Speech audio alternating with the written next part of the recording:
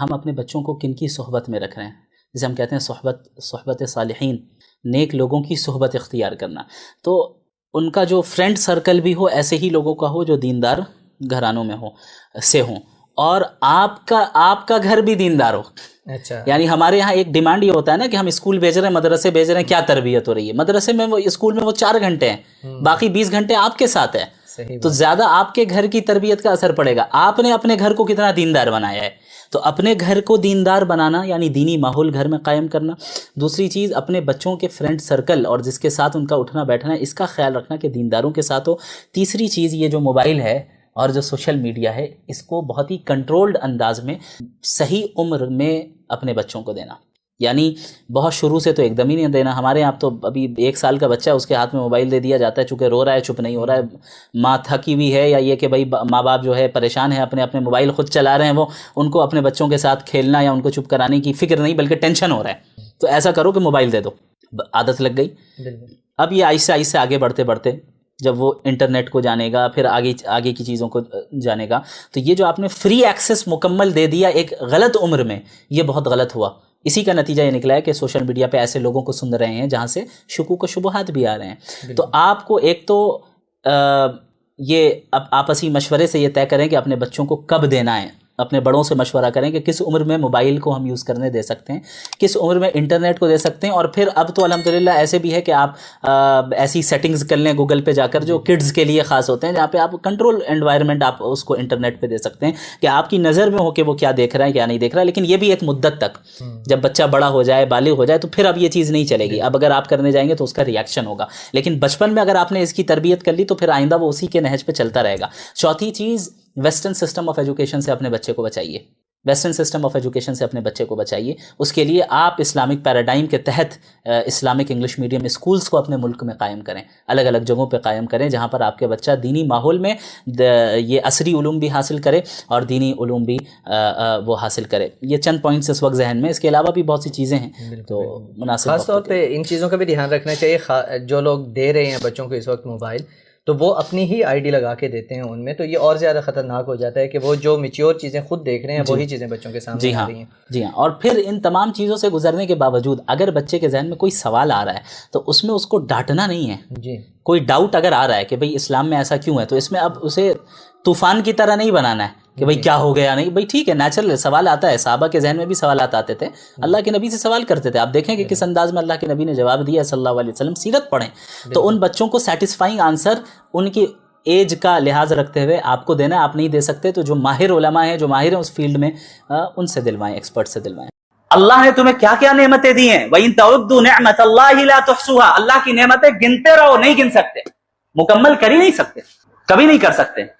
اب یہ اتنا پرفیکٹ نظام جو پوری کائنات کا چل رہا ہے، اور پوری کائنات کو چھوڑ دیں صرف ہمارے باڈی کا چل رہا ہے، اور پھر اس باڈی کی ضروریات جو چیزیں ہیں، جو ضرورت کی چیزیں ہیں، وہ ہمارے پلانٹ ارتھ میں میسر ہیں اور وقت پہ نکل رہی ہیں، وقت پہ جا رہی ہیں. یہ تو ایک پرفیکٹ نظام ہے نا، یہ تو پرفیکشن ہے جو کہ کسی ڈیزائنر اور کریٹر پر دلیل ہے کہ بھئی کوئی ہے جو اس نظام کو چلا رہا ہے، کوئی ہے جو ان تمام چیزوں کے لوگوں کے سامنے پیش کر رہا ہے. تو اکفرت بالذی خلقک، اسی رب کو جھٹلا دیا تم نے جس رب کی دنیا میں ہو، جس رب کی نعمتوں کو استعمال کر رہے ہو، جس رب نے تمہیں باغات دیے، جس رب نے تمہیں جو ہے کھجور کے درخت دیے، جس رب نے تمہیں کھیتی دی، جس رب نے تمہارے باغات کے درمیان سے نہریں جاری کی، اسی رب کو جھٹلا رہے ہو. جبکہ اس رب نے تمہیں مٹی سے پیدا کیا، پھر اس کے بعد نطفے سے پیدا کیا، پھر ثم سواک رجلا، تمہیں ایک ہٹا کٹا انسان بنا دیا بالکل خوبصورت سا. تمہاری آنکھیں ہیں، تمہارے پاس ناک ہے، تمہارے پاس کان ہے، ہاتھ پیر ہے، چل پھر سکتے ہو، اٹھ سکتے ہو، بیٹھ سکتے ہو، دوڑ سکتے ہو. کتنی چیزیں تمہارے لیے مسخر کر دی، اسی رب کو جھٹلا رہے ہو. آگے فرما رہے ہیں لکنہ اللہ ربی ولا اشرک بربی احدا. حقیقت یہ ہے، وہ دوست جو ایمان والا ہے، غریب ہے لیکن ایمان والا ہے، حقیقت یہ ہے کہ وہی میرا اللہ، وہی میرا رب ہے، اور میں اپنے رب کے ساتھ کسی کو شریک نہیں ٹھہراتا. اور اللہ کے ساتھ شریک ٹھہرانے کا مطلب صرف یہ نہیں ہے کہ بتوں کو شریک ٹھہرایا جائے. آپ سائنس کو اللہ کے مقام پر رکھ دیں، یہ بھی شرک ہے. آپ اپنی عقل کو اللہ کے مقام پر رکھ دیں، یہ بھی شرک ہے. آج ایک ٹرینڈ ہے، ہم اپنی عقل سے طے کریں گے، ہم اپنی عقل سے طے کریں گے کیا چیز صحیح ہے، کیا چیز غلط ہے. اب آپ خود فیصلہ کریں کہ انسان کی عقل لمیٹڈ ہے یا غیر محدود ہے. लिमिटेड है। अल्लाह की हिकमत लिमिटेड है या गैर महदूद है? क्या एक लिमिटेड चीज से अनलिमिटेड का इहाता किया जा सकता है? Impossible, impossible. वेस्टर्न तहजीब ने हमारे दरमियान मटीरियलिज्म के साथ साथ इस चीज को भी दाखिल किया हमारे नौजवानों के जहन में कि रीजन वर्सेस रेवलेशन। रेवलेशन कोई चीज नहीं होती है, वही कोई चीज नहीं होती है। आपके पास आपकी अक्ल है, अक्ल से फैसला कीजिए क्या सही है क्या गलत है। आप फैसला करें कि ये सही होना चाहिए या गलत होना चाहिए। आप फैसला करेंगे ये लीगल होना चाहिए या इलीगल होना चाहिए। आप फैसला करेंगे कि इसके पीछे क्या हिकमत होनी चाहिए क्या नहीं होनी चाहिए। दूसरी तरफ इस्लाम क्या कहता है? अक्ल की कदर करता है, अक्ल के इस्तेमाल की तरगीब देता है। इसीलिए कुरान करीम बार बार कहता है अफला ताकिलून, अक्ल नहीं रखते। अफला याकिलून, अक्ल नहीं रखते वो लोग। अल्लाह की निशानियों पर गौर करो, अल्लाह की कुदरत को पहचानो। लेकिन अल्लाह ने एक बाउंड्री सेट कर दी, भाई अक्ल की एक बाउंड्री है, एक हद है, एक लिमिट है। उसके आगे की चीजें आप अक्ल से हासिल नहीं कर सकते। उसके लिए आपको दूसरा सोर्स ऑफ नॉलेज की जरूरत है। वो दूसरी जो सोर्स ऑफ नॉलेज है उसी का नाम रेविलेशन है, वही इलाही। जो वही अल्लाह रब्बुल आलमीन ने अंबिया अलैहिमुस्सलातु वस्सलाम पर नाजिल फरमाई, वही आई है उन चीजों को डिस्कस करने के लिए जिनको इंसान अपनी महज अक्ल से हासिल नहीं कर सकता। अल्लाह रब्बुल आलमीन ने इंसानों को डिफरेंट सोर्सेज ऑफ नॉलेज दिए। सबसे पहला हमारा सेंस ऑर्गन्स, भाई हवा से खमसा। हमारे पास आंखें हैं, आंखों से हम देखते हैं। हमारे पास जुबान है, टेस्ट कर सकते हैं। नाक है, सूंघ सकते हैं, स्मेल कर सकते हैं। कान है, हम सुन सकते हैं। हाथ पैर है, स्किन है, छूकर महसूस कर सकते हैं। ये one of the sources of knowledge है, एक सोर्स ऑफ नॉलेज। अब भाई सामने की दीवार जो है किस रंग की है, ये हमने इल्म हासिल किया कि भाई सामने जो दीवार है ये सफेद रंग की है। ये इल्म कैसे हासिल किया हमने? अपनी आंखों के जरिए किया, इस सोर्स ऑफ नॉलेज को इख्तियार करके। अब मैं कहूं कि बताइए ये इंसान, ये दीवार कैसे बनी है? किसी इंसान ने बनाया या खुद ब खुद बन गई? किसी इंसान ने बनाया। कैसे? आपकी आंखें तो देख नहीं रही। अक्ल, ये दूसरा सोर्स ऑफ नॉलेज है। अक्ल, इंसान की जो रीजनिंग है, ये सेकंड सोर्स ऑफ नॉलेज है। मालूम चला कि इंसान के सेंस ऑर्गन्स की एक लिमिटेशन है ना, उस लिमिटेशन के बाहर की चीज को जानना है तो अब आपको शिफ्ट करना होगा दूसरे सोर्स ऑफ नॉलेज में, अक्ल। भाई एक इंसान सामने बैठे हैं, ये पूछा जाए भाई ये इनकी दाढ़ी है या नहीं है, मैंने कहा कि हाँ दाढ़ी है। कैसे समझा? देखकर समझा। अब मुझे पूछा जाए भाई ये कहां से आए? आसमान से आए, बारिश के साथ, या जमीन में पेड़ पौधों के साथ उगे? हम कहेंगे नहीं भाई, किसी औरत ने इन्हें जना है। ये कैसे हमने हासिल किया? अक्ल के जरिए। इस स्पेसिफिक इंसान को पैदा होते हुए तो मैंने नहीं देखा, लेकिन फिर भी मैं इस क्वेश्चन का सही आंसर देने पे कादिर हूं। क्यों? क्योंकि अब मैंने सेंस ऑर्गन्स की लिमिटेशन के बाहर का सवाल मुझसे किया गया, जो कि अक्ल के दायरे में आता है, रीजनिंग के दायरे में आता है, रीजनिंग की लिमिटेशंस में आता है। तो मैं अब रीजन को इस्तेमाल करके ये कह सकता हूं कि ये पैदा हुए हैं, किसी ने इसे जना है। समझ में आ रही बात? तो मालूम चला सेंस ऑर्गन्स लिमिटेड है। अब आइए अक्ल भी लिमिटेड कैसे है? मेरी आंखों पे जो है आप पट्टी बांध दें और कहें सामने जो इंसान बैठा है उसके चेहरे पे दाढ़ी है या नहीं, आप अपनी अक्ल का इस्तेमाल करके बताएं। पॉसिबल है? हम अंदाजा लगा सकते हैं कि हाँ हो सकता है कि भाई दाढ़ी हो सकता है कि ना हो। आप डिस्क्राइब करें कि सामने वाला इंसान कैसा है, लंबा है, चौड़ा है, पतला है, मोटा है, दाढ़ी है या नहीं है, सर पे टोपी है या नहीं है, आंख पे पट्टी है। अक्ल का इस्तेमाल करके बताएं। बता सकते हैं? नहीं बता सकते, क्योंकि ये एक ऐसा सवाल है जो सेंस ऑर्गन्स के ही लिमिटेशन में आता है। उसके लिए आपको सेंस ऑर्गन को ही इस्तेमाल करना होगा बतौर सोर्स ऑफ नॉलेज। मालूम चला अक्ल भी लिमिटेड है या नहीं है? अच्छा, अब इन्हीं के ताल्लुक से मुझसे पूछा जाए कि इनका बनाने वाला कौन है? मौत के बाद इनके साथ क्या होगा? इनके कौन से एक्शन से इनका क्रिएटर खुश होगा और कौन से एक्शन से इनका क्रिएटर नाराज होगा? क्या ये चीज हम अपने सेंस ऑर्गन्स या सिर्फ अक्ल का इस्तेमाल करके बता सकते हैं? मालूम चला कि ये एक ऐसा सवाल है जो सेंस ऑर्गन्स के लिमिटेशंस के भी बाहर है और अक्ल के लिमिटेशंस के भी बाहर है। अब हमें यहां पे तीसरे सोर्स ऑफ नॉलेज की जरूरत है और उसी को रेविलेशन कहा जाता है, उसी को वही कहा जाता है।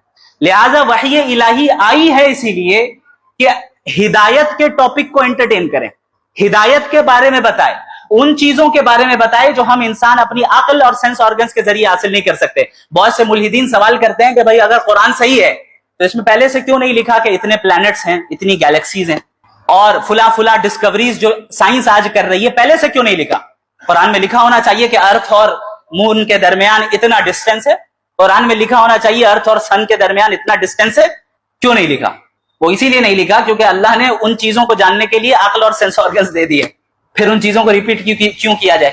وحی تو آئی ہے ان چیزوں کو بیان کرنے کے لیے جن کا تعلق اس کے مخصوص ڈومین سے، جو آپ عقل اور سینس آرگنز کے ذریعے حاصل نہیں کر سکتے، اور وحی ہی پھر جو ہے آپ کو بتائے گی کہ ہدایت کیا ہے اور ہدایت کیا نہیں ہے۔ لہٰذا ہمارے ذہنوں میں یہ بات داخل کر دی گئی کہ ہم کس طریقے سے عقل پر وحی کو نہیں بلکہ وحی پر عقل کو ترجیح دیں، اور آج کل لوگ اپنی عقل سے وحی کو، ریویلیشن کو جج کر رہے ہیں۔ یہ کتنی بے وقوفی اور حماقت کی بات ہے۔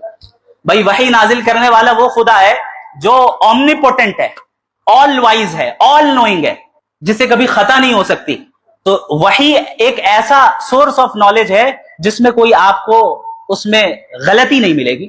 دوسری طرف ہمارے پاس جو دیگر سورسز آف نالج اس میں غلطیاں نظر آئیں گی، ملیں گی۔ انسان کی عقل جو ہے خطا کر جاتی ہے، انسان کی آنکھیں دھوکہ کھا جاتی ہیں، لیکن وحی الہی ایک سب سے پرفیکٹ اور سب سے کریکٹ سورس آف نالج ہے۔ لہذا اس مومن شخص نے کہا هو اللہ ربی لا اشرک بربی احدا، کہ یہ میرا رب ہے اور میں اس رب کے ساتھ کسی کو شریک نہیں ٹھہراتا، نہ اپنی عقل کو نہ اپنے علم کو بھی شریک ٹھہرایا جاتا ہے، اور اس کا ذکر قرآن کرتا ہے۔ انبیاء علیہ الصلوۃ والسلام جب توحید کی دعوت دیتے، دین کی دعوت دیتے، اللہ نے فرمایا کہ یہ جب کفار عناد اور مقابلہ کرتے اور انکار کرتے، فریحوا بما عندهم من العلم، ان کے پاس جو علم ہوتا اس پر وہ اطراحٹ کا مظاہرہ کرتے، اتراتے کہ بھائی یہ کیا بتائیں گے۔ آج کل ہوتا ہے نا بھائی جو تھوڑے سے لبرل مائنڈ سیٹ، کیوں بھائی اس مولوی کو کیا معلوم، یہ کیا بتائے گا، یہ کیا جنت جہنم کی بات کر رہا ہے، اسے کیا معلوم سائنس کا۔ تو ہر زمانے میں ایک ایسا علم رہا ہے، ایسا مخصوص طبقہ رہا ہے جو دنیاوی علم پر انبیاء کے سامنے اتراتا رہا۔ اللہ نے فرمایا فریحوا بما عندهم من العلم، ان کے پاس جو دنیاوی علم تھا اس پر اللہ کے نبی کے سامنے اترانے لگے۔ نتیجہ کیا نکلا؟ وحاق بهم ما كانوا به يستهزئون، انبیاء کا مذاق اڑاتے، اسی مذاق نے ان کو گھیر لیا، یعنی اللہ کا عذاب آ گیا، ختم ہو گیا۔ بل ادارک علمهم فی الآخرہ، دنیاوی علم تو بہت رہا لیکن آخرت کے معاملے میں ان کا علم ٹھپ پڑ گیا۔ اللہ نے فرمایا بل ادارک علمهم فی الآخرہ، ادارک یہ ایک ایسا لفظ ہے عربی زبان کا کہ اس میں آپ اندازہ لگائیں کہ بھائی گاڑی بڑی تیزی کے ساتھ چل رہی ہو، اچانک ٹائر پنچر ہو جائے، کیسے ٹھپ سے رکے گی گاڑی، یہ اسپرٹ اس لفظ کے اندر ہے، بل ادارک علمهم فی الآخرہ۔ دنیا میں تو اتراتے پھرے، جب آخرت کا ٹاپک آیا ان کا علم ٹھپ پڑ گیا، ختم پڑ گیا، انبیاء کے سامنے ٹک نہیں پائے۔ لہٰذا اس نیک شخص نے کہہ دیا کہ میں اللہ کے ساتھ تو اپنے رب کے ساتھ کسی کو شریک نہیں ٹھہراتا۔ اب آگے اللہ رب العالمین بیان فرما رہے وَلَوْلَا إِذْ دَخَلْتَ جَنَّتَكَ، ایسا کیوں، بلکہ یہی شخص کہہ رہا ہے اپنے دوست سے کہ ایسا کیوں نہیں ہوا کہ جب تم اپنے باغ میں داخل ہوئے قُلْتَ مَا شَاءَ اللَّهُ لَا قُوَّةَ إِلَّا بِاللَّهِ، تم نے یوں کہا ہوتا، ایسا کیوں نہیں ہوا کہ تم جب اپنے باغ میں داخل ہوئے تو تم نے یوں کہا کہ اللہ جو چاہتا ہے وہ ہوتا ہے اور تمام طاقتیں صرف اللہ کی ہیں، تمام طاقتیں صرف اللہ کی ہیں، یعنی اللہ نے اپنی طاقت سے مجھے یہ نعمت دی ہے، اللہ نے اپنے طاقت سے مجھے یہ اسکل دیا ہے، اللہ نے اپنی طاقت سے مجھے یہ ٹیلنٹ دیا ہے، اللہ نے اپنی طاقت سے اور اپنی مرضی سے اور اپنے اذن سے ہمیں فلاں فلاں صلاحیتوں اور نعمتوں سے نوازا ہے۔ یہ کیوں نہیں کہا تم نے؟ یہاں پر اب ڈفرینشیٹ کر دیا، یہ نہیں کہا، قرآن کے مزاج کو دیکھے، اس دوست نے یہ نہیں کہا کہ بھائی سادگی اختیار کرو، یہ باغات جو ہے صدقہ کر دو، پھٹے پرانے کپڑے پہ رہو، یہ تو ہے ہی نہیں مزاج، اگرچہ بعض لوگوں نے بنا دیا ہے۔ اللہ اگر جائز اور حلال طریقے سے دنیا دے دے تو یہ نور علی نور، بہت اچھی بات۔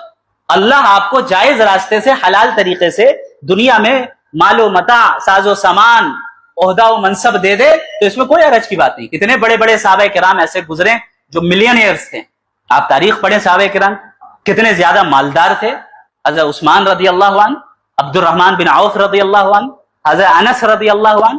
حضرت انس رضی اللہ عنہ فرماتے ہیں کہ اللہ کے نبی صلی اللہ علیہ وسلم نے جو ہے ایک مرتبہ دعا فرمائی ان کے لیے کہ یا اللہ ان کے مال میں بھی برکت ہو، ان کی عمر میں بھی برکت ہو، ان کی اولاد میں بھی برکت ہو۔ حضرت رضی اللہ عنہ فرماتے ہیں کہ اس دعا کا نتیجہ یہ نکلا، مدینے میں سب سے زیادہ مالدار میں تھا، اس کا نتیجہ یہ نکلا کہ سب سے زیادہ اولاد مجھے تھی، سب سے زیادہ اولاد، کئی اولاد کو خود ہی انہوں نے ان کی تدفین کی، اتنی اولادیں تھی، اور عمر میں اتنی برکت ہوئی کہ 100 سال سے زائد کی عمر ملی۔ اللہ کے نبی صلی اللہ علیہ وسلم کی دعا تھی۔ ابھی ہم ہوتے تو کہتے ہیں, ہمارا جو ایک خود ساختہ دینداری والا مزاج ہے, جو شریعت نہیں کہتا, ارے نبی دنیا کے لیے دعا کر رہے ہیں, آخرت کی دعا کرنی چاہیے, یہ مال کی دعا کیوں مانگ رہے ہو؟ نبی مال کی دعا کر رہے ہیں, ہم کہتے ہیں مال کی دعا کیوں کر رہے ہو؟ تو بھائی جائز اور حلال طریقے سے اگر اللہ اس دنیا میں نعمتیں دیں تو وہ انسان کے لیے نعمت ہے, اس کو جائز طریقے سے انسان استعمال کرے. پرابلم یہاں پہ ہے کہ جب ہم ان نعمتوں کو مقصد زندگی بنا دیں, جب ہم ان نعمتوں کے پیچھے ہی دوڑتے اور بھاگتے رہیں, اور ان نعمتوں کے چکر میں اور دنیاوی ساز و سامان کے چکر میں اللہ سے غافل ہو جائیں, یہاں پہ پرابلم شروع ہوتی ہے, یہاں پہ پرابلم شروع ہوتی ہے. حضرت مفتی تقی عثمانی صاحب دامت برکاتہم العالیہ نے بہت اچھی مثال دی ہے.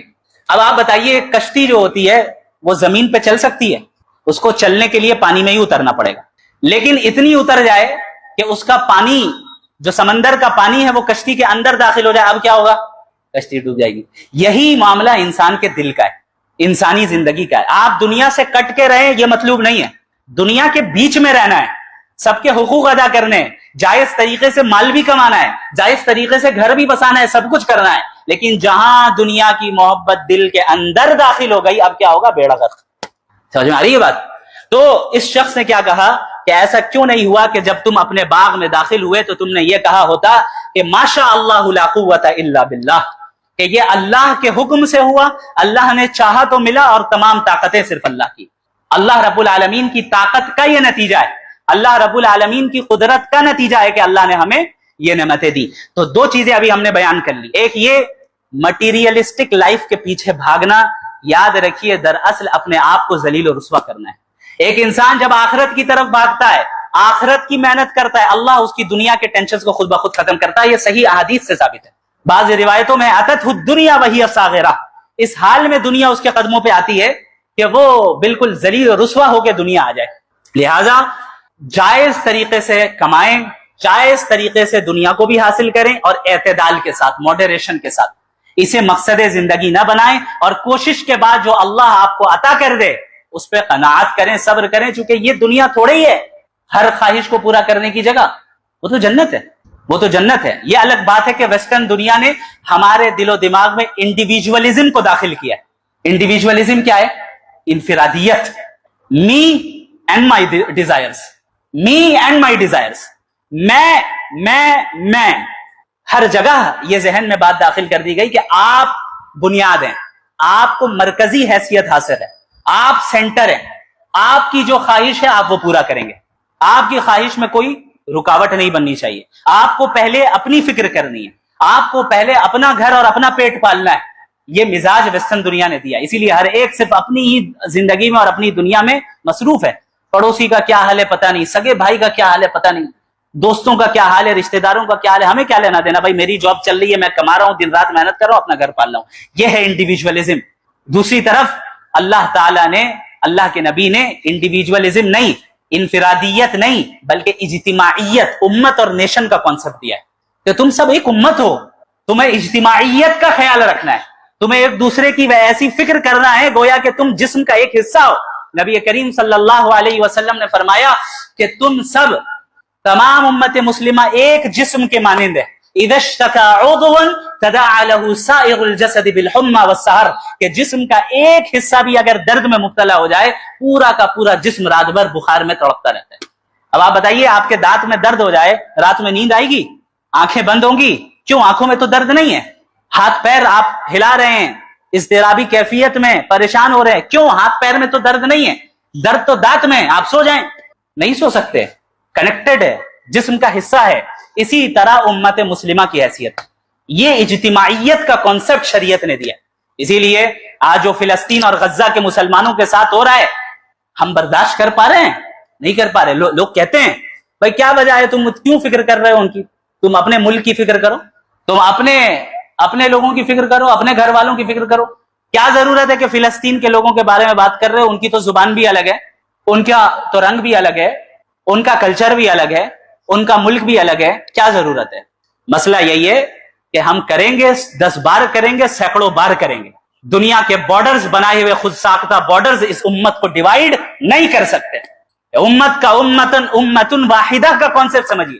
ہمیں زبانی عصبیت میں مبتلا کیا گیا, ہمیں علاقائی عصبیتوں میں مبتلا کیا گیا, हर एक अपने अपने मुल्क का नारा लगाते रहो, तौहीद को भूल जाओ, उम्मत के कॉन्सेप्ट को भूल जाओ, हर एक अपनी अपनी जुबान की बड़ाई बयान करते रहो, अपने अपने खानदान की बड़ाई बयान करते रहो और असबियत में मुब्तला रहो ताकि ये उम्मत कभी मुत्तहिद नहीं हो पाए।